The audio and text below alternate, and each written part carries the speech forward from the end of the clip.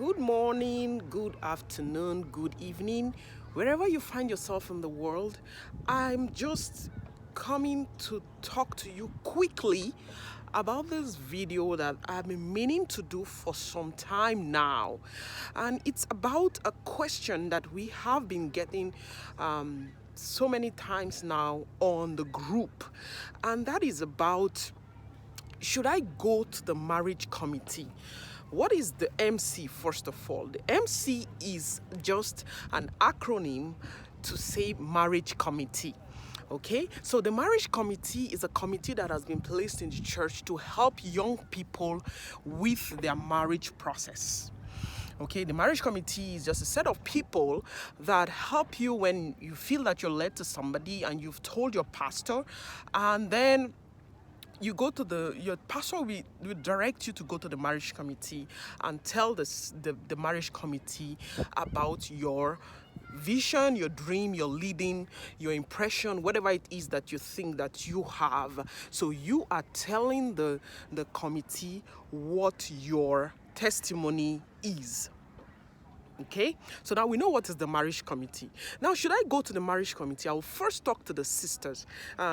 Before I go on, this is Princess here. Hi, Princess. Coming to you from Canada. It's evening for me here. For many of you, it's middle of the night. So for some people, it's morning, with all the time differences that we have. But I just needed to talk about this because I've been getting a lot of personal messages, PMs and DMs personal messages about, should I go to the marriage committee? My spouse doesn't want me to go to the marriage committee. Or my spouse to be, my fiance, the person that proposes marriage to me, does not want us to go through the marriage committee. Okay, the marriage committee is not without its ups and downs. Okay, there are things that some people have experienced as maybe bad in quotes. They think that they've been wronged in one way or the other. I don't say it's not true, okay, because I don't know your story. I don't know where you had your experience, but I need to tell you that in everything that some people have bad experience about, it might be something that will pay you. Don't take your decision based on a bad experience you've heard about or a story you've heard. So be very, very careful whenever you are making decisions, okay? Pray about every decision that you have to take and try to go through the experience. Okay, I'm not a marriage committee member. I'm not defending them. It's a little bit chilly, but I'll quickly do this video. I'm not the marriage committee, and I am not defending them. Okay, I'm not advocating for them, but I'm going to just cite some facts to you. Now, I'll tell you about the process of the marriage committee. Okay, so the marriage committee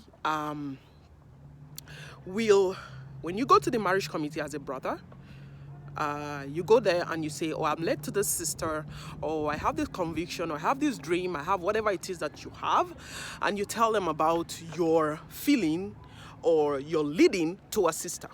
Okay, after you do that, you will fill some forms. After you fill some forms, they will ask you to, I think, go for some test. Okay, I'm not a brother.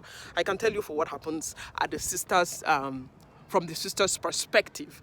Okay, but they will ask you generally to go and do some blood works. You go and do the genotype, because for that, and that's for blacks. Okay, for people of our color, we have this problem with genotype. So some of us have sickle cell anemia as a recessive, like not a predominant type. I'm not a medical doctor. I'll say it in a layman's language, and it's better that way so that everybody can understand. So two people that are AS and AS cannot get married. Why? Because AS and AS run the risk of having kids who are SS. Okay, it's a game of numbers. They kind of some kind of crossing that they do, and sometimes it may happen that if you are unlucky, or if some if it so happen, you might have kids who are SS, and those children have a lot of health challenges. I can tell you that. I know some of them, even here in Canada. I know how much they suffer. They can't stand the cold. They can't stand extreme cold. They can't stand extreme heat. They have their own crisis, and some children who have ended up being SS, accuse their parents that, why didn't you do the right thing? Why did you bring me to the world? When they're under excruciating pains, they complain. You know how pains, when you're in pain, you might say anything, okay? And sometimes they need a transplant. I think it's blood, bone marrow transfer that sometimes they get from their siblings. They need to get a match and all that. It's another process. That's a topic that we need to get a doctor to explain to you. So the marriage committee in Deeper Life Bible Church will not allow two people who are AS and AS to get married. Okay, that's not to say that if you want to do it and you want to be stubborn, you can go ahead with it. Note that if you go ahead with it, the church will not marry you. At the end of the day, if you have problems, you would not accuse the church, because they would have told you that what you're doing was dangerous, okay? That aside, okay? We're not going to dwell on that, but the point is that the church does not wed people who are both AS, okay? Now, if you are AS and the sister is AA, you can get married. If the sister is AA, or AS, and the brother is AA, they can get married. If both parties are AA and AA, both of them AA and AA, you can get married, okay?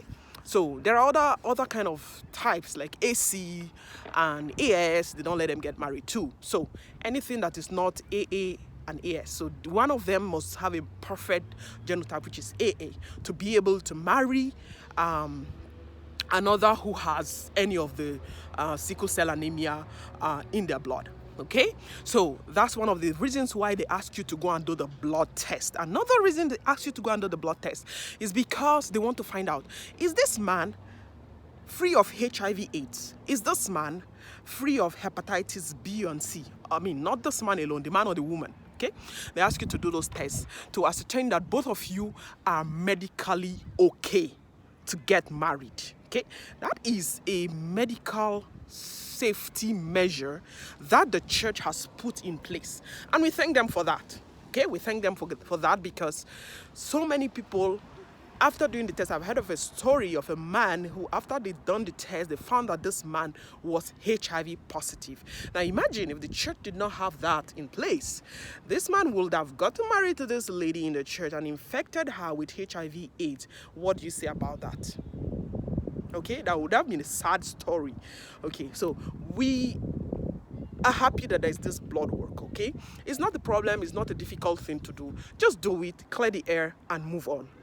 After you've done the blood test and you've brought your blood test result and everything is fine, the next step that they ask you to do is to wait. They reach out to the sister, they ask her questions. Are you ready for marriage? Are you willing to get married? Have you been praying about marriage? Have you been led to somebody? Anybody?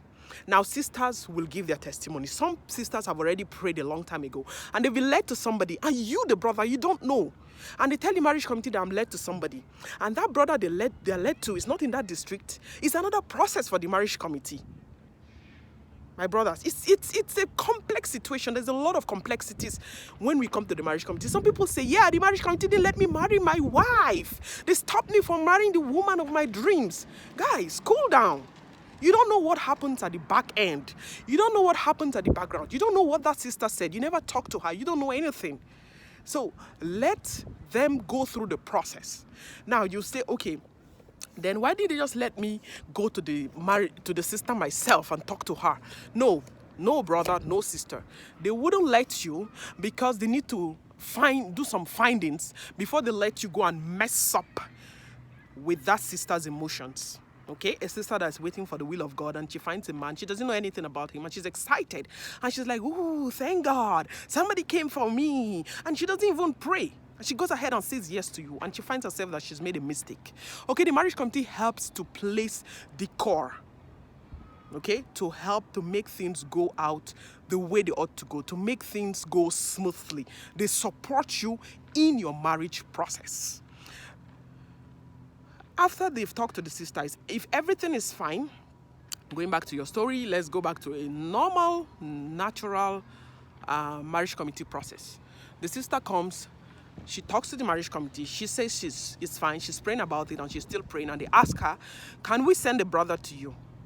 If she says yes, then they send a brother to her, which is you.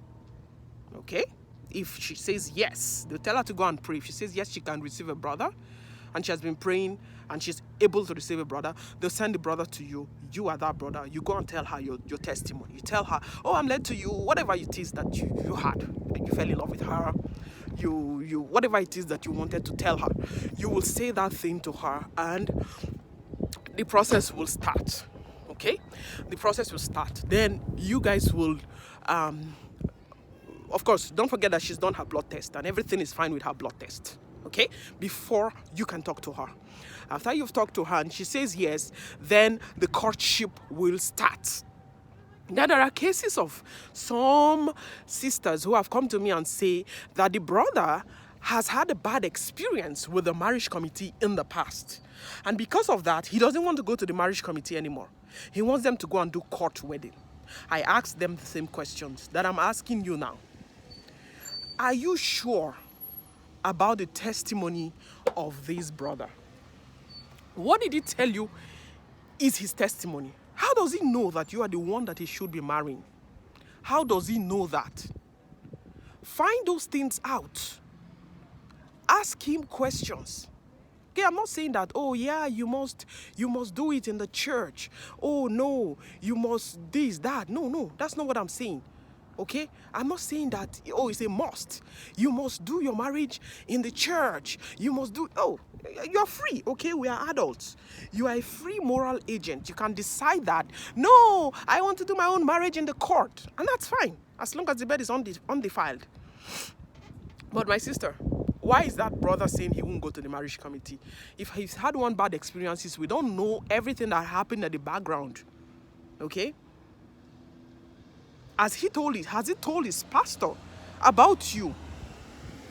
Has he done the blood works? And don't forget, the marriage committee helps.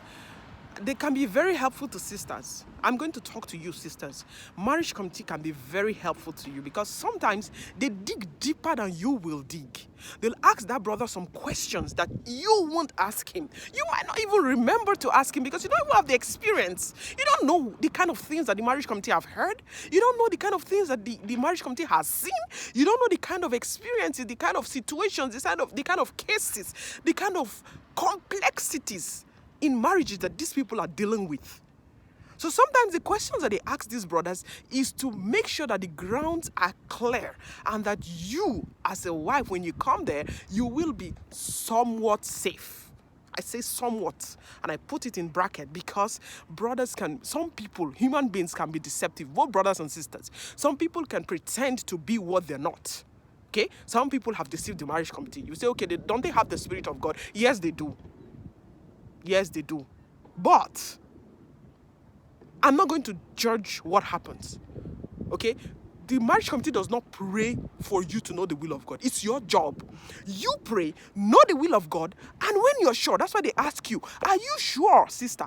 Are you sure, brother, that this person is the will of God for you? If you've been praying about the will of God and you know how God is leading you in every aspect of your life, in the case of marriage, it's not going to be different.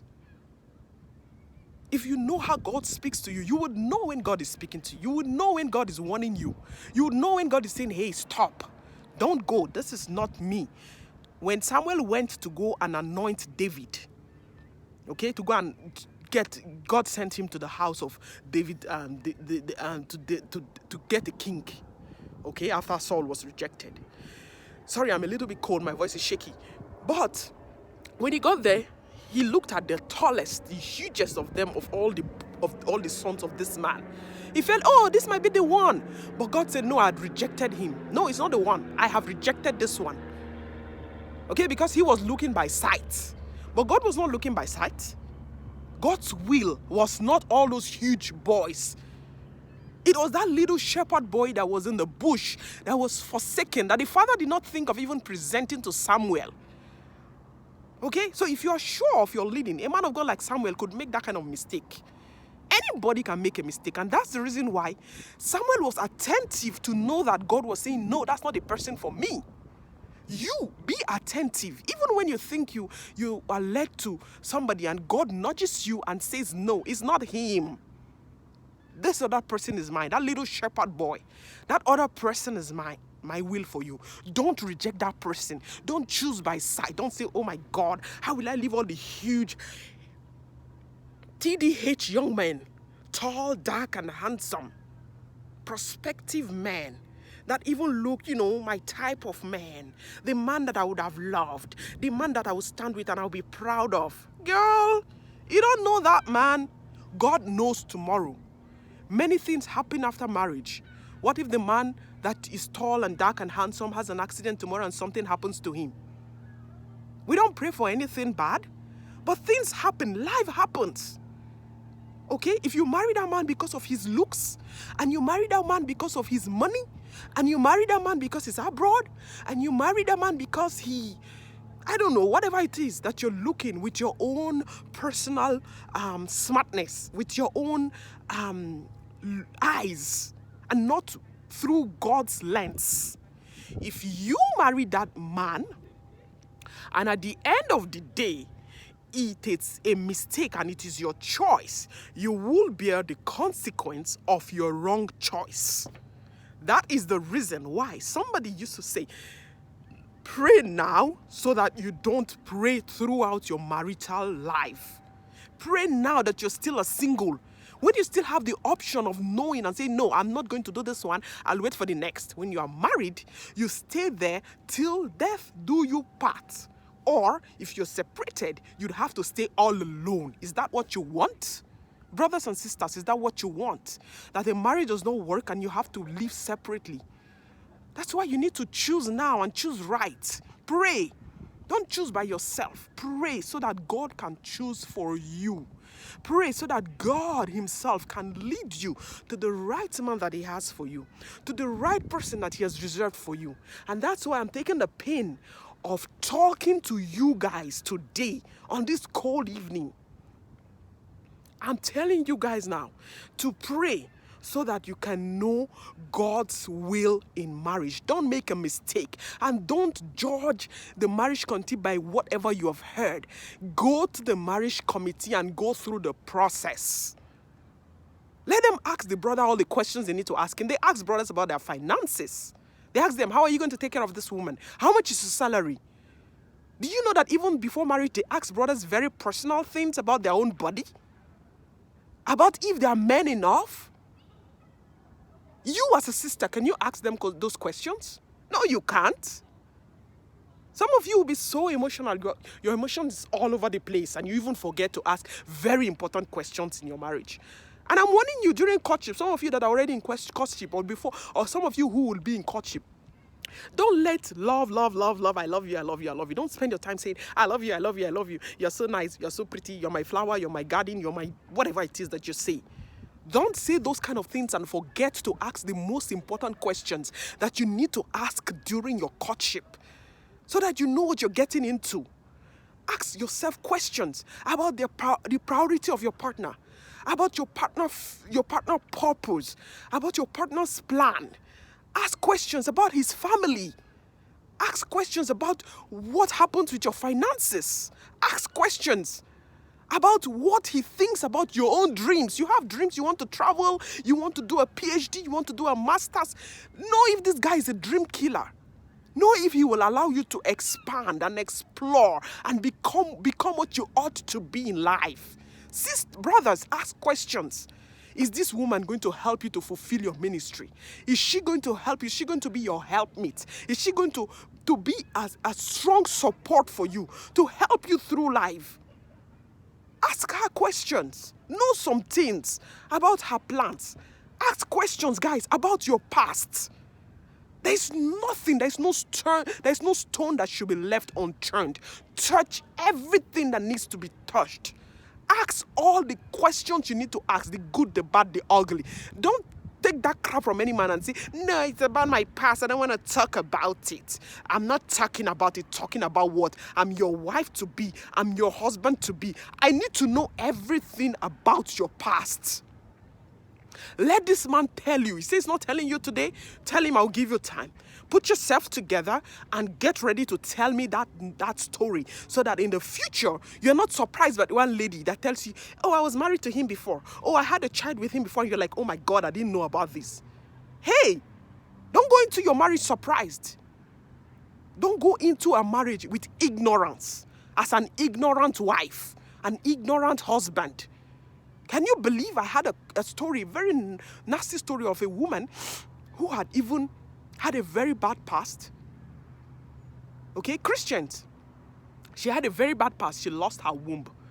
Never told her man. Married him and he didn't know what he was getting into. I don't know what they talked about during that courtship. Guys, ask questions.